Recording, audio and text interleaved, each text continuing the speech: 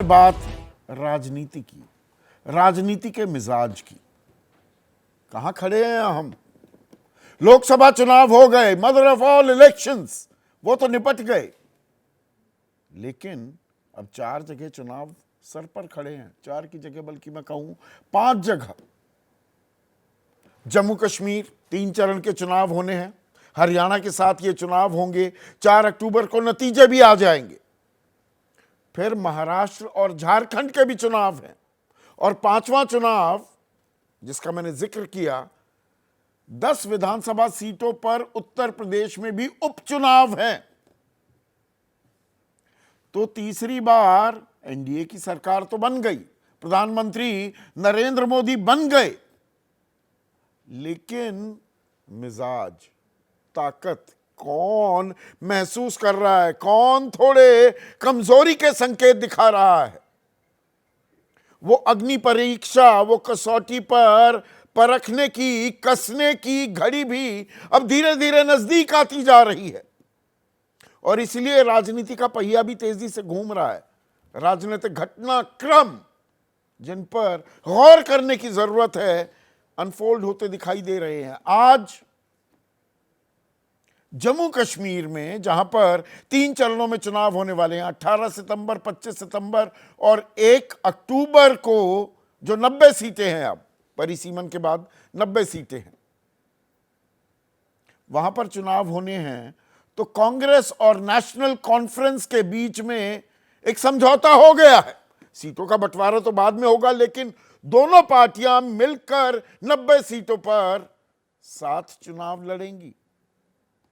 India का तो हिस्सा थे फरूक अब्दुल्ला और उमर अब्दुल्ला, बाप बेटे की जोड़ी उनकी पार्टी, लेकिन सही मायने में गठबंधन अब हो रहा है। और यहां पर एनसीपी अजित पवार गुट, वो भी चुनाव लड़ने का मन बना चुकी है। स्टार प्रचारकों की लिस्ट आज जारी भी कर दी, लेकिन बीजेपी एकला चलो का राग अलापेगी। 370 अनुच्छेद 370 हटने के 5 साल बाद ये चुनाव हो रहे हैं, तो इस लिहाज से बहुत ही महत्वपूर्ण, बहुत ही अहम होने वाले हैं। ये दरअसल एक जनमत संग्रह भी होगा। 370 को लेकर सही हटाया गया है या सही नहीं हटाया गया, जम्मू कश्मीर की जनता क्या कहती है। पर बात एनडीए और इंडिया की हो रही थी, और इसमें दिलचस्प बात यह है कि अब बीजेपी अपने बारे में कम, एनडीए के बारे में ज्यादा बात करती दिखाई देती है। और यह हमने पिछले कुछ दिनों में देखा भी। कल मैंने कार्यक्रम किया था कि रोल बैक सरकार के कुछ संकेत मिलने लगे हैं। वो बीजेपी जो अपनी ठसक और अपनी धमक लगातार कायम करती थी, प्रधानमंत्री मोदी ये भी कहते सुनाई दिए गए थे कि एक अकेला सब पर भारी, अब गठबंधन धर्म की दुहाई भी दी जा रही है। महाराष्ट्र में महायुति है, बीजेपी, एनसीपी अजित पवार गुट और शिवसेना एकनाथ शिंदे गुट हैं, लेकिन किसको कितनी सीटें मिलेंगी अभी तक ये बात तय नहीं हो पाई है। बहुत से ये बीजेपी में कम होता है। चुनाव से पहले बीजेपी के बहुत सारे नेता वो बीजेपी छोड़कर कांग्रेस या शिवसेना, उद्धव ठाकरे गुट की ओर रुख करते नजर आ रहे हैं। यह एक उल्टी गंगा बहती दिखाई दे रही है, और एनडीए को बरकरार रखना यह एक बड़ी चुनौती साबित होती दिखाई दे रही है बीजेपी के लिए। अजित पवार रहेंगे या नहीं रहेंगे महायुति का हिस्सा, यह भी देखने वाली बात है। उन्होंने इशारों में कुछ संकेत दिए हैं, बड़े संकेत, कि जी भूल हो गई, गलती हो गई, चूक हो गई। बारामती में अपनी धर्मपत्नी को खड़ा कर दिया बहन सुप्रिया सुले के खिलाफ। और जो बीजेपी के और शिवसेना एकनाथ शिंदे गुट के नेता शरद पवार पर तंज कसते हैं, लानत मलानत कर रहे हैं, घेरते हैं, राजनीतिक आरोप, वो तो लगते हैं। उन्होंने कहा संभल कर, सम्मानजनक लहजे में ही बात की जाए शरद पवार के बारे में। इसके संकेत क्या हैं? आरएसएस लगातार कह रहा है कि एक भ्रष्टाचारी को साथ में क्यों ले लिया। तो क्या ये एक दिक्कत का सबब बनेगा? पर दिक्कत का सबब ऐसा नहीं कि सिर्फ एनडीए के लिए है। इंडिया तो लगातार वो नाम का इस्तेमाल कर रहा था, लेकिन उसमें दो सबसे बड़े खिलाड़ी, दो लड़के, वो है राहुल गांधी और अखिलेश यादव। भाई सबसे जबरदस्त पटखनी राजनीतिक लिहाज से लोकसभा चुनाव में कहीं मिली बीजेपी को तो वो उत्तर प्रदेश में, जो उनकी प्रयोगशाला भी, डबल इंजन, प्रधानमंत्री मोदी उत्तर प्रदेश से आते हैं, योगी आदित्यनाथ जैसा करिश्माई नेतृत्व वहां पर है, लेकिन 29 सीटें कम, 62 से घटकर 33 पर आ गए। 37 सीटें अकेले ले गई समाजवादी पार्टी, 6 सीटें ले गई कांग्रेस पार्टी भी। तो वहां पर दो लड़कों ने कमाल तो किया, लेकिन अब एक हाथ ले एक हाथ दे वाली राजनीति भी होती दिखाई दे रही है। अखिलेश यादव कह रहे हैं कि भाई 12 सीटें हमें दे दो महाराष्ट्र में, 288 में से 12 दे दीजिए। आज तक 4 सीटों से ज्यादा कभी नहीं जीती समाजवादी पार्टी, वो भी एक बार ऐसा हुआ, नहीं तो 1 या 2 कोई सीट जीत ली। पिछली बार 2 जीती थी। 12 मांग रहे हैं। और हरियाणा में 90 सीटों में से 5 सीटें मांग रहे हैं। हरियाणा में तो कभी आज तक 1 सीट नहीं जीती समाजवादी पार्टी ने। और इसके पीछे एक वजह भी है। वजह यह कि 10 सीटों पर जो विधानसभा के उपचुनाव होने वाले हैं उत्तर प्रदेश में, 9 विधायक तो सांसद बन गए, 1 विधायक, उनकी तो विधायकी चली गई, 2 साल से ऊपर की सजा हो गई। तो उनमें से 5 तो समाजवादी पार्टी के थे। तो समाजवादी पार्टी 5 सीटें तो लड़ेगी ही लड़ेगी, लेकिन कांग्रेस कह रही है 3 सीटें हमें दीजिए। वो कांग्रेस जो 2 सीटें ही जीत पाई थी 403 में से, 10 में से वो 3 सीटें मांग रही है। तो अखिलेश यादव कह रहे हैं भाई एक हाथ ले एक हाथ दे, यहां चाहिए तो हमें थोड़ा महाराष्ट्र में भी दीजिए, थोड़ा सा हरियाणा में भी दीजिए। और यहीं से वो मजबूती कायम रहती है या नहीं, या कुछ दरारें सलवटें आने लगती हैं क्या, गठबंधन में उसके संकेत मिलते हैं। और ये कुछ शुभ संकेत उत्तर प्रदेश से एनडीए के लिए नहीं मिल रहे हैं, क्योंकि योगी आदित्यनाथ के लिए भी अस्तित्व का खतरा लगातार मंडरा रहा है। वो तलवार लटकी हुई है सर पर। तो इन 10 विधानसभा के उपचुनाव में योगी आदित्यनाथ को जबरदस्त प्रदर्शन करना होगा। 3 सीटें बीजेपी की, 1 आरएलडी, 1 निषाद पार्टी, 5 है कुल मिलाकर एनडीए का गणित भी। अब आरएलडी 2 सीट चाहती है, पर 1 ही सीट देने को तैयार है मीरापुर की बीजेपी। संजय निषाद 2 सीट चाहते हैं, उनको भी 1 मिलने की खबर आ रही है। ओम प्रकाश राजभर को कोई टिकट ही नहीं दिया जाएगा, कोई सीट ही नहीं दी जाएगी इन 10 में से, ना ही अनुप्रिया पटेल को। अब वो लगातार योगी सरकार पर हमलावर भी हैं। वो आरक्षण का मुद्दा ऐसा आया, 69,000 जो सहायक शिक्षक भर्ती किए गए थे, 4.5 साल से आंदोलित भी थे बाकी अभ्यर्थी कि 19,000 सीटों पर तो घपला कर दिया। जो पिछड़े वर्ग और दलित समुदाय के अभ्यर्थियों को मिलनी चाहिए थी वो दी ही नहीं गई। अब इलाहाबाद हाई कोर्ट की लखनऊ बेंच का फैसला आ गया, फैसले की तारीफ कर डाली केशव प्रसाद मौर्य ने तो की ही। ओम प्रकाश राजभर बोले मैं तो 4 बार मिला और मुख्यमंत्री ने माना कि अफसरों ने गलत पहाड़ा पढ़ा दिया, 16 दूनी 8 समझा दिया हमें। ये ओम प्रकाश राजभर कह रहे हैं। अनुप्रिया पटेल कह रही हैं कि नहीं, जो दलितों के साथ, पिछड़े वर्ग के साथ नाइंसाफी हुई, अब उन्हें इंसाफ मिला है। नाइंसाफी किसने की? तो ये उत्तर प्रदेश को लेकर दिक्कत का सबब दिखाई दे रहा है। और हरियाणा की बात करें तो 10 की 10 सीटें हरियाणा में 2019 में लोकसभा चुनाव के ठीक बाद विधानसभा होते हैं।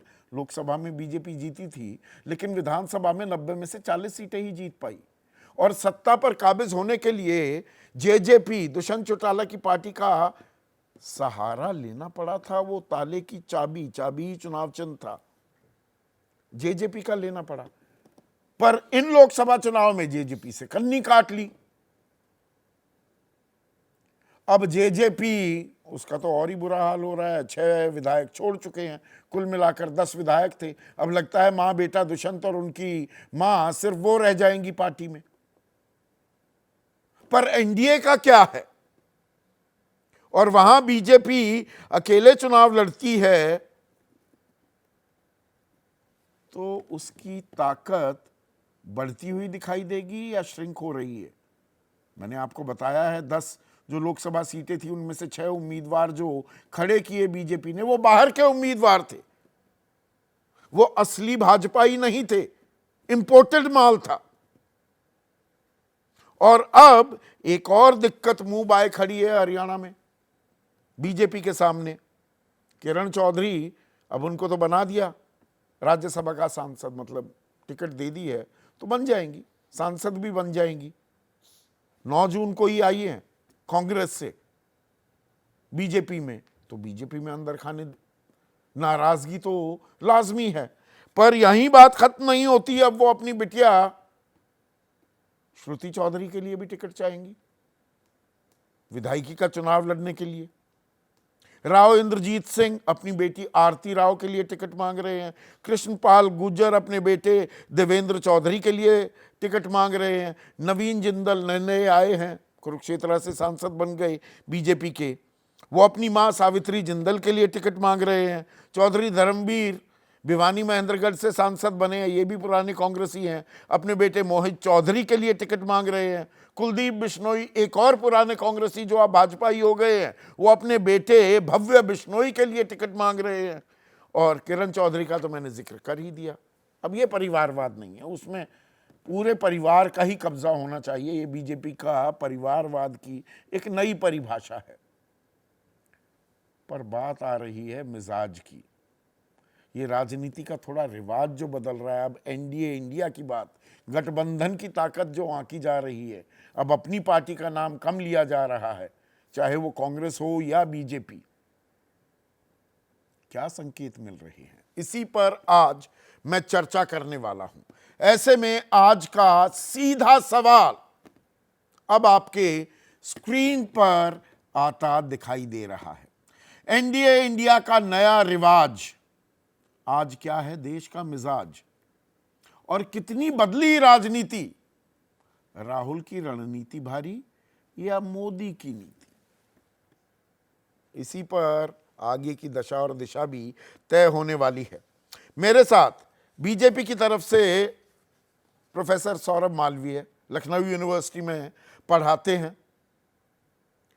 एनडीए के एक और अहम घटक जिक्र भी किया मैंने, एनसीपी अजित पवार गुट, असल एनसीपी, उनके महासचिव बृजमोहन श्रीवास्तव, कांग्रेस के राष्ट्रीय प्रवक्ता अखिलेश प्रताप सिंह, समाजवादी पार्टी के राष्ट्रीय प्रवक्ता राजकुमार भाटी स्टूडियो में ही मेरे साथ हैं, वरिष्ठ पत्रकार हिंदुस्तान टाइम्स के पॉलिटिकल एडिटर भी हैं विनोद शर्मा, और मेरे सहयोगी हैं तो वरिष्ठ, लेकिन मैं इनको युवा कहना ज्यादा बेहतर समझूंगा, मनोज राजन त्रिपाठी। राजनीति की कसारी मसारी जो हो रही है, इनकी किताब का नाम, उस पर इनसे भी कुछ बातचीत करने वाला हूं। लेकिन सौरभ मालवीय, राजनीति का थोड़ा रिवाज बदल गया है। अब एनडीए की बात ज्यादा हो रही है, बीजेपी अपनी बात कम करती है, अब गठबंधन धर्म निभाती कुछ ज्यादा दिखाई दे रही है। 2024 के लोकसभा चुनाव का थोड़ा कारण है, और अब एकजुटता बनाए रखनी है आने वाले इन 4 चुनावों के लिए।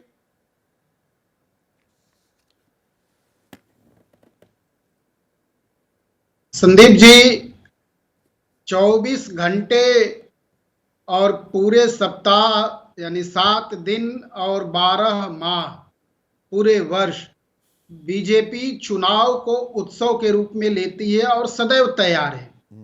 चाहे वो छोटे से छोटे चुनाव का समय हो, वो विधान सभा हो या विधान परिषद हो या निकाय चुनाव हो या लोकसभा चुनाव हो, चुनाव को बड़ी संजीदगी से भारतीय जनता पार्टी लड़ती है। इसका बड़ा स्पष्ट कारण है, साफ तौर पर, क्योंकि यह चुनाव राजनीति के लिए नहीं बल्कि जनता के लिए, विकास के लिए और भारत के समाज के प्रत्येक वर्ग को मुख्य धारा में लाने के लिए सेवा भाव से भारतीय जनता पार्टी राजनीति करती है। इस नाते यह चुनाव में पहली बार ऐसा हुआ देश में कि गठबंधन धर्म को परिभाषित करने के लिए अटल बिहारी वाजपेयी ने एनडीए सरकार को स्थापित किया और दिखाया और बताया, और 5 वर्ष चला के बताया, दिखा के बताया। उस धर्म का पालन अन्य दलों ने कभी, यूपीए ने, आजकल इंडिया गठबंधन जैसे शब्दों ने, इन सब ने कभी नहीं 2014 से 2019 सौरभ और 2019 से 2024 एनडीए की सरकार थी, एनडीए की थी ना? अरे हाँ या ना तो बोलिए। अच्छी चल रही है सरकार, अच्छी चल रही है, आपके सामने एनडीए की तीसरी थी बार ना, सरकार है, एनडीए की थी ना, तीसरी बार सरकार है, नहीं 2 बार थी तो एनडीए की। अच्छा ये सरकार है, सुनिए ना, 10 सालों में, अरे सुनिए तो सही, सुनिए तो, इतने आतुर होने लगे, उत्साहित होने लगे। एनडीए की कितनी बार बैठक हुई थी 10 साल में? देखिए, यह सवाल बैठक का, फोरम का नहीं होता है। अच्छा, नहीं संदीप जी, इस चीज को बिल्कुल क्लियर समझना चाहिए। नहीं, एनडीए के लोकसभा में नेता कौन होगा, एनडीए ही तो तय करता है ना। तो जब आप देख रहे हैं, जान रहे, खबर आप चला रहे हैं कि एनडीए की सर्वसम्मति से नेता सदन का कौन है जो देश को चलाएगा, देश को नेतृत्व देगा, तो फिर बैठक जैसी बात क्या, वो तो समय समय पर होती रहती है। अरे भाई, राजधानी पूछी उत्तर प्रदेश की, मध्य प्रदेश यही तो के मैं बारे आपको में क्लियर बताने कर रहा लगे। हूं। आप ये काम कर रहे हैं, बैठकें नहीं होती थी ना, अब आप एनडीए की बात करनी पड़ रही है। अब आपको उत्तर प्रदेश का छोड़िए, 69,000 सहायक शिक्षक का मामला जो अदालत का फैसला आया, अपने ही लोग अपनी ही सरकार के खिलाफ तो बोलने ही लगे। 5-5 बड़े फैसले आपको रोल बैक भी करने पड़े, क्योंकि अब एनडीए की सरकार है, अब बीजेपी की अगुवाई वाली सरकार नहीं। क्या ये रियलिटी चेक हो रहा है? सवाल बड़ा सीधा है मेरा। संदीप जी, एनडीए का और बीजेपी का अलग अलग मैनिफेस्टो नहीं है। मैं आपको फिर से स्पष्ट कर रहा हूं, कृपया इस बात को, संदीप जी आप तो संजीदगी से समझेंगे, इतने वरिष्ठ हैं। एनडीए का मैनिफेस्टो है, एनडीए का मैनिफेस्टो और बीजेपी का मैनिफेस्टो एक ही है, एक ही है। कहां है वो एनडीए का मैनिफेस्टो? संयुक्त रूप से चुनाव में आए हैं, संयुक्त रूप से जा रहे हैं। कौन सा था वो, कौन सा संयुक्त घोषणा पत्र था? अरे बताइए तो, या मैं मिस कर गया, या मैं कहीं सो रहा था चुनाव के दौरान। एनडीए का साझा घोषणा पत्र कौन सा है? अभी वक्फ बोर्ड की बैठक खत्म हुई, जेपीसी की बैठक खत्म हुई, उसमें खबर यह आ रही है कि टीडीपी, जेडीयू और चिराग पासवान की एलजेपी तीनों मुखालफत कर रहे हैं इसका। कहां है वो कि एनडीए और बीजेपी के घोषणा पत्र में कोई फर्क नहीं? जनता को जरा क्लियर कर दिया जाए। चुनाव के पश्चात जब भी सरकार में आते हैं तो एक कॉमन विचार तय होता है। अच्छा, कहां हुआ वो, कब हुआ, उसकी सार्वजनिक घोषणा कब हुई? समान लैटरल एंट्री में आरक्षण होगा या नहीं होगा, अब प्रधानमंत्री को इंटरवीन करना पड़ा, पर 45 सीटें निकाली थी ना, उसको विरोध में खड़े हो गए जेडीयू और चिराग पासवान। तो कॉमन मीटिंग ग्राउंड तो दिख नहीं रहा। देखिए, राज्यों की अलग अलग समस्याएं, संदीप जी, राज्यों की अलग अलग समस्याएं समय के हिसाब से और समय के काल के सापेक्ष बातें आती रहती हैं, और उसको राजनीति में रहने वाले दल जो है, राजनीति के क्षेत्र में काम करने वाले जो दल है, वह समयानुकूल उसका समाधान करते हैं। पर ऐसे विरोध के सुर तो कभी नहीं आते थे ना कि वह संयुक्त रूप से घोषणा पत्र जारी हुआ कि एनडीए और बीजेपी अगर सेम वेवलेंथ पे अच्छा, ये बताइए, बिना तो एक मिनट, उत्तर प्रदेश की विधानसभा के 10 जो उपचुनाव होने हैं, आरएलडी 2 सीटें मांग रही है, गलत तो नहीं कह रहा मैं। संजय निषाद 2 सीटें मांग रहे हैं, ओम प्रकाश एक बात राजभर आगे भी मांग बताइए। रहे हैं, उन्हें कुछ मिलने नहीं वाला, अनुप्रिया पटेल को कुछ मिलने नहीं वाला, वो हमलावर हैं सरकार पर। उनका अधिकार है, सभी का अधिकार है उनके। अच्छा, कमाल का नहीं, प्रजातंत्र है, संदीप जी, डिफरेंस ऑफ अब एक ओपिनियन मिनट के आप लिए रुकिए, पूरी यहाँ से स्पेस जरा दे सा रखी है आपने।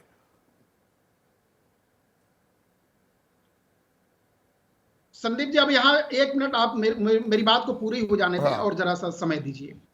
उत्तर प्रदेश में योगी आदित्यनाथ के नेतृत्व में आरएलडी और अन्य दल यानी एनडीए के जितने भी हमारे घटक हैं, वह सर्वसहमति से पूरी योजना को अमली जमा पहनाने के लिए और जनता के विकास के लिए, समाज के विकास के लिए एकदम एक योगी जी के नेतृत्व में लगे हैं। ये आप भी जानते हैं, हम भी जानते हैं, वो भी जानते हैं। लेकिन वो एनडीए के सहयोगी हैं, उनका नैतिक कर्तव्य है कि वो अपने दल के विस्तार के लिए चुनाव में जाएं और अपनी डिमांड रखें और मांगें। आप उस पर भी यदि अंकुश लगाएं और कहें कि ये बीजेपी को ये खतरा है, पहले तो नहीं मुझे होता लगता था। है हास्यास्पद अरे बात भाई, है। बिल्कुल सही ये कह रहे हैं आप हास्यास्पद बात है। सौरभ, बिल्कुल सही कह रहे हैं ब्रजमोहन श्रीवास्तव, लेकिन ये पहले ऐसा नहीं होता था।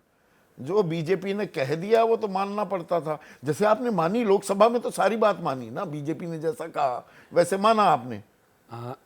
संदीप भाई देखिए, बात बिल्कुल सच है। जब राजनीतिक परिस्थितियां बदलती हैं तो उसके अनुरूप फिर राजनीतिक नेता और बदल गई है ना, राजनीतिक मिजाज निश्चित रूप बदल से गया है। बदला है, रिजल्ट आया है। उस रिजल्ट के बाद अगर हम लोग अपने आप में फिर से कोई इम्प्रूवमेंट करना चाहते हैं, हम अपनी रणनीति को बदलना चाहते हैं, तो उसका हक हम लोगों को है। तो एनडीए में हमारे बड़े भाई के रूप में तो भारतीय जनता पार्टी है, और निश्चित रूप से जो उनकी नीतियां होती हैं, उनके जो निर्देश होते हैं, उस पर हम सब लोग बैठ के मंथन करते हैं। और मैं एक बात और आपको बता दूं कि एनडीए में एक सबसे अच्छी बात यह है कि हम लोग वहाँ पर उस प्लेटफॉर्म पे हम लोगों को अपनी बात कहने की पूरी स्वतंत्रता है। ऐसा नहीं है कि हमको कहीं रोका जाता है, और हमारी बात सुनी भी जाती है। और उसके उपरांत अगर वो लोग कोई फैसला लेते हैं तो हम सब लोग उसको स्वीकार भी करते हैं। पर लड़ रहे हैं 288 में से। देखिए, इसमें मैं आपको फिर बता दूं, बहुत अच्छा प्रश्न आपने किया। अभी हमारे सामने 288 का मुद्दा नहीं है। हमारे सामने यह है कि फिर से महायुति की सरकार महाराष्ट्र में बने, और इसके लिए जो हमारे आरएसएस तो कह रहा है कि आप लायबिलिटी हैं, ठीक है, आरएस कमजोर कड़ी हैं, क्यों ये अजित पवार को ढो रही है बीजेपी? देखिए, ये सवाल पूछे जा रहे हैं। हाँ नहीं, बिल्कुल ठीक है, आरएसएस को पूछने का हक है, क्योंकि वो अपने ढंग से कोई बात कहना चाहते हैं। लेकिन मुद्दा ये है कि हमारा गठबंधन आरएसएस के साथ नहीं है। हम एनडीए में हैं तो भारतीय जनता पार्टी के साथ है। भारतीय जनता पार्टी के किसी भी नेता ने आज तक इस मुद्दे पर कोई प्रश्न नहीं किया है, और वहाँ पर हम लोगों की बात पूरी सुनी जा रही है।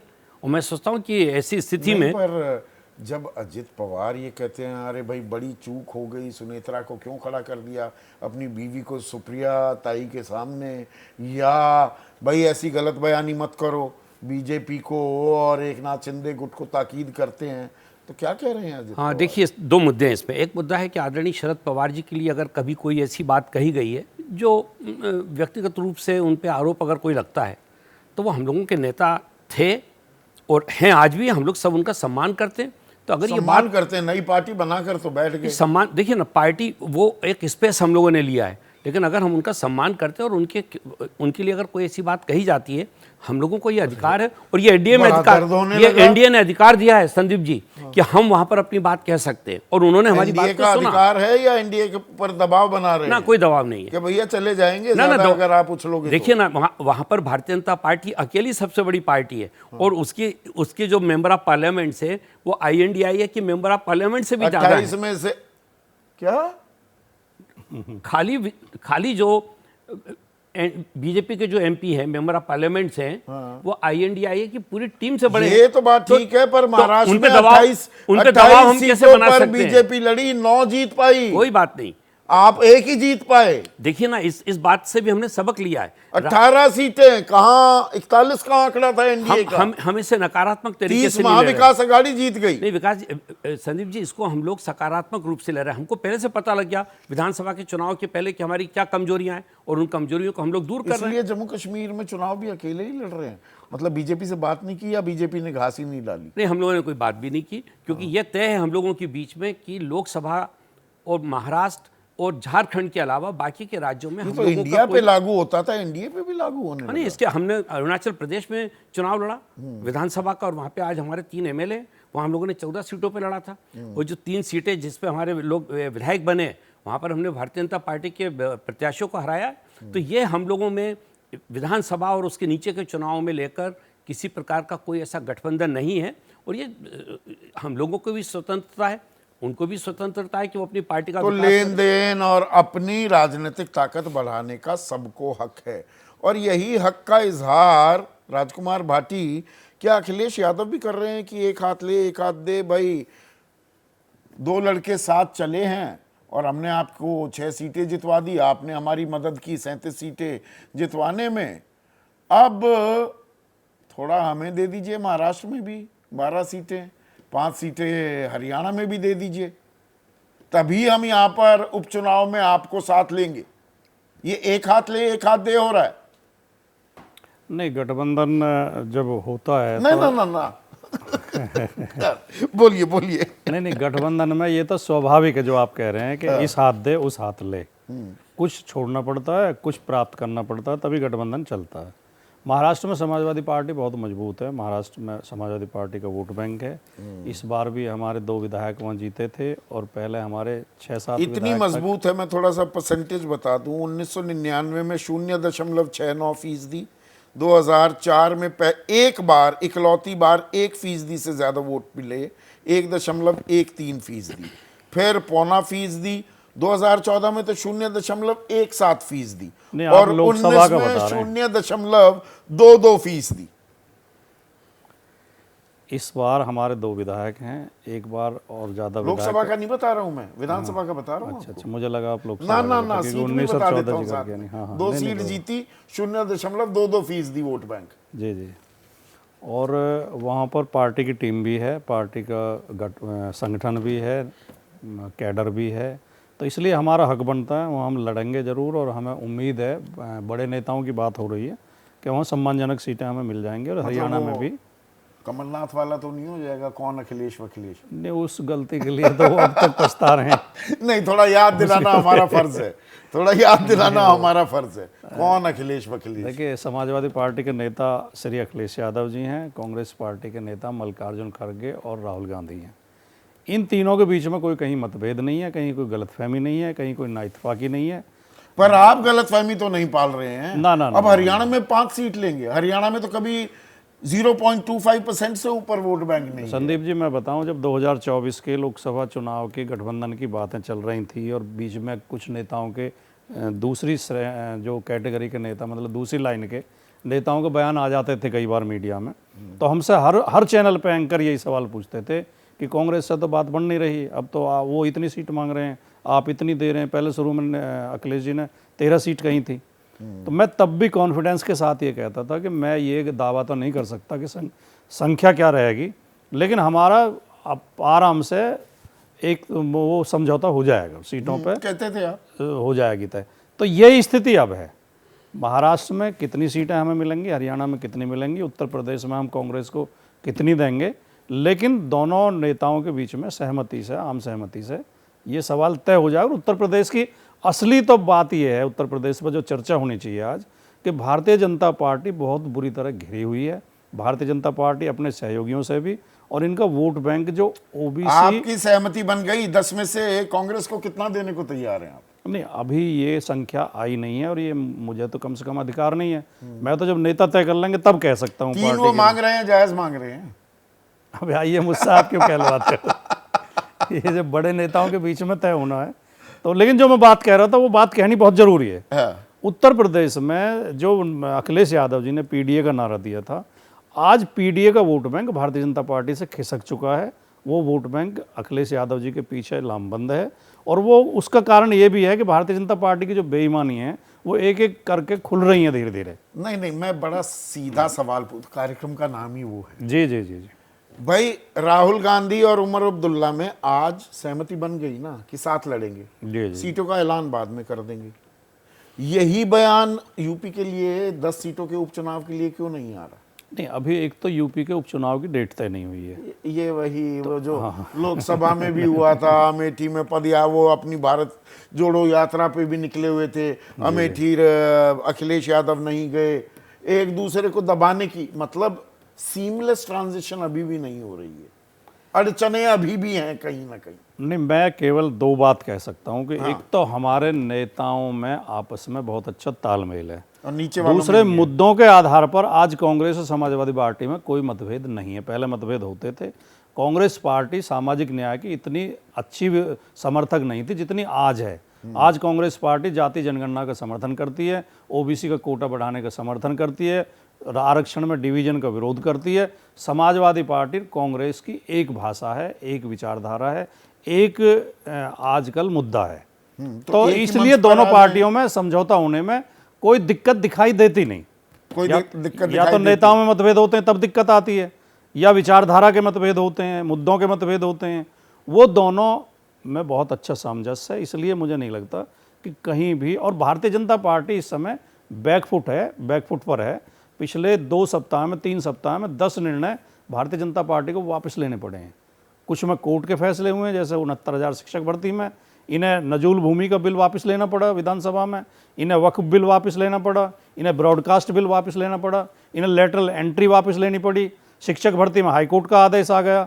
नाम लगाने का, नाम पट्टिका लगाने का इन्होंने आदेश दिया था, वो इन्हें सुप्रीम कोर्ट के हस्तक्षेप के बाद वापस लेना पड़ा। तो ये जो इस तरह के लखनऊ में अतिक्रमण के लिए निशान लगा दिए थे मकानों पर, सूची जारी कर दी थी, वो जनता के दबाव में और समाजवादी पार्टी के दबाव में वो योगी आदित्यनाथ जी को वापस लेना दबाव पड़ा। तो काम कर रहा है, फिर आपस में दबाव क्यों बना रहे हैं अखिलेश प्रताप सिंह? थोड़ा बहुत तो जब दबाव बनाकर बीजेपी से रोल बैक करवा रहे हो फैसलों को, आपस में दबाव क्यों बना रहे हो? थोड़ी आवाज गूंज रही है आपकी। क्या पूछा आपने? मैंने कहा जब दबाव के चलते आप बीजेपी की सरकार यूपी में जो है और दिल्ली में जो एनडीए की भी सरकार है उससे फैसले वापस कराने पर भी मजबूर कर रहे हो, रोल बैक सरकार बना रहे हो, तो आपस में दबाव क्यों बना रहे हो कि समाजवादी आप पर दबाव बनाए, आप समाजवादी पर दबाव बनाओ? अब इसका जानकारी आपको होगी। हम लोगों में अच्छी का तो कुछ ऐसा नहीं है। हाँ। लेकिन ये जरूर है कि जो कल तक बोलते थे एक अकेला सब पे भारी, समय बदल चुका है, उनकी अब निकल चुकी है कड़ी सारी। ये तो दिख रहा है। कल तक अपने आप को बीजेपी मोदी मोदी अब कोई नहीं कहता है, अब एनडीए चल रहा है। परिस्थितियां बदल चुकी हैं। बीजेपी के अलायंस पार्टनरों में होड़ लगी रहती है कि हम इस विरोध का सबसे पहले श्रेय ले लें, नहीं तो और लोग क्या कहेंगे।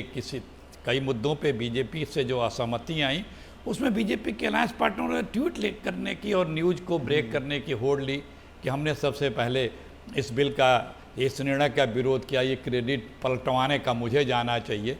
तो ये परिस्थितियाँ बदल चुकी हैं और आज बीजेपी एक डूबता जहाज है, मोदी जी एक बोझ हैं और अब लोग उस पर चढ़ने को या बैठने को कोई तैयार नहीं है। देश जान चुके, अच्छी तरह से मतलब डूब आप रहे थे, डूबते को तिनके का सहारा मिला, तिनके को पूरी पतवार, पूरी नाव बनाकर आप पेश कर रहे हैं।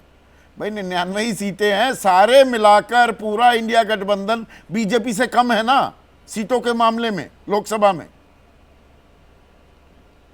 देखिए जितने भी मोदी जी, गोदी जी, जितने संस्थान, हर कोई तो 400 का पार बता रहा था।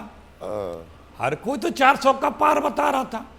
कुछ लोगों को कंफ्यूजन भी हो जाता है, लेकिन अब सबको यकीन है कि ये बहुत आराम से और हराए जा सकते थे और आज वो दिख भी रहा है। जो लोग साथ में हैं, 4 डिसीजन दिल्ली सरकार को वापस लेने पड़े, प्रदेश की बीजेपी की सरकार को वापस लेने पड़ रहे हैं।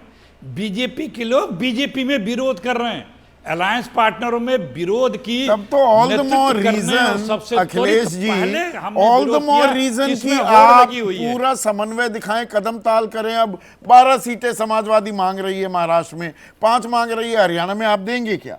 आप 3 सीटें मांग रहे हैं उत्तर प्रदेश में। अब आपसे मांगी होगी तो देंगे भी आप ही। हम लोगों से जितनी मांगी है उतनी बात हो रही है। ये तो आप बता रहे हैं ना, आपसे मांगी होगी, आप निर्णय कर दीजिए। भाई हम लोगों का तो आपस में बैठ के बात चल रही है। इसी तरह लोकसभा में भी आप बताते थे, हाकेंगे बीजेपी के लोग, 1 नेशन 1 इलेक्शन, 4 राज्य में चुनाव है, 7 नहीं करा पा रहे हैं। 2 राज्य में एक बार, 2 राज्य में एक बार। क्यों? क्योंकि एक जगह लोटस ऑपरेशन ऑन वे था, वहाँ पे मुखी खा गए। और मध्य प्रदेश में गठबंधन टिकटों के बंटवारे में गठबंधन धर्म पे खतरा है। महाराष्ट्र दिल्ली में, की हाँ। सरकार के चूल्हे हिल जाएंगी, तो पहले उसको भी टाल दो। महाराष्ट्र में तो अब 2 राज्य 4 राज्य का चुनाव एक साथ नहीं करा पा रहे हैं। ये तो चित भी मेरी और पट all भी मेरी, nation सारे election साथ का करा डींगे देते, हाँकेंगे। उसमें तो भी वो कोई ना कोई दमाने- बात आप वो- निकाल लेते। लेकिन एक मिनट, वो- अखिलेश जी एक मिनट। विनोद शर्मा, ये राजनीति का ये मिजाज क्या कह रहा है?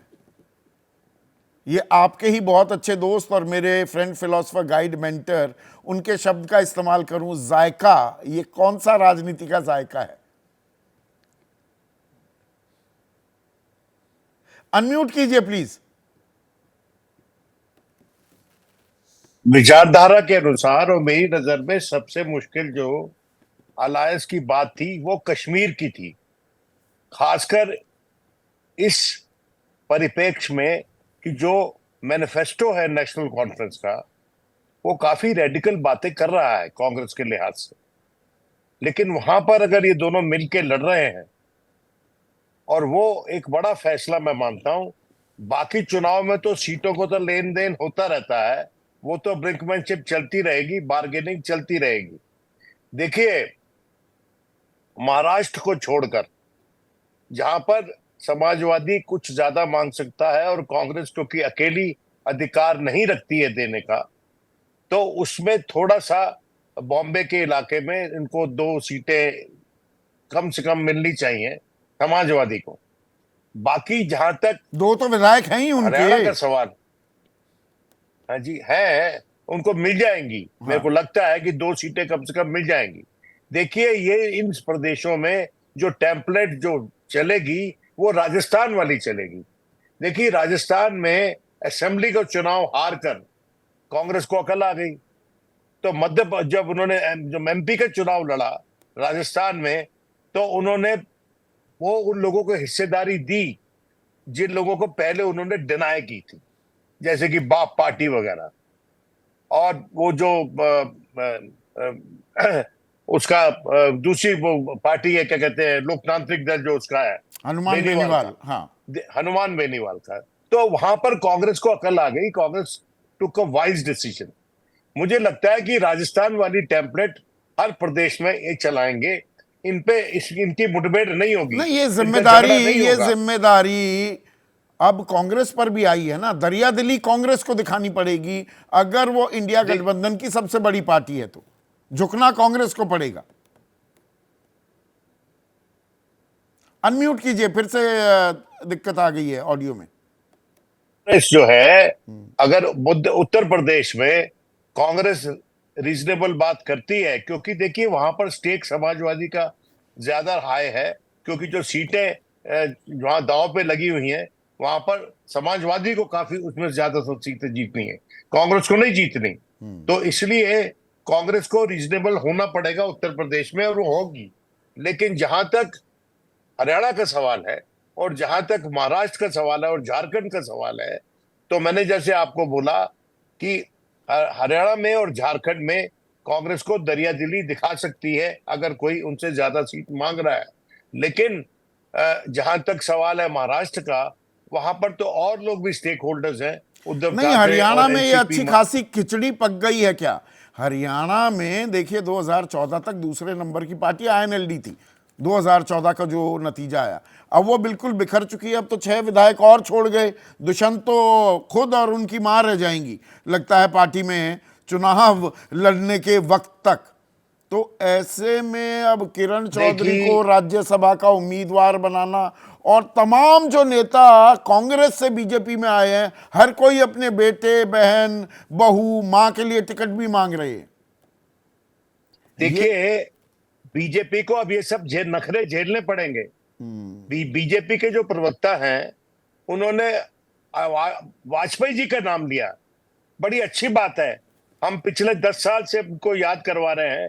वाजपेयी जी की दरियादिली, उनकी सेंस ऑफ अकोमोडेशन, अलायंस को कैसे चलाना है, सबको साथ कैसे रखना है, विरोधियों से कैसे बातचीत करनी है, वो सब भूल गई थी बीजेपी। अब बीजेपी को दोबारा वाजपेयी जी याद आ रहे हैं। देखिए, ऐसा है, जो परिवार का करता होता है ना, जब वो चला जाता है तो एकदम उसकी याद नहीं आती, जब मुसीबत पड़ती है जब याद आती है उसकी। हाँ, तो ये तो इसलिए राजनीति अच्छी का बात है। नया रिवाज भी है। मिजाज के साथ मनोज, रिवाज भी नया कायम हो रहा है क्या? बिल्कुल हो रहा है। मैं दो बयानों पर आपकी तवज्जो चाहूंगा। एक बयान योगी आदित्यनाथ ने दिया कि पाकिस्तान या तो खत्म होगा या उसका भारत में विलय हो।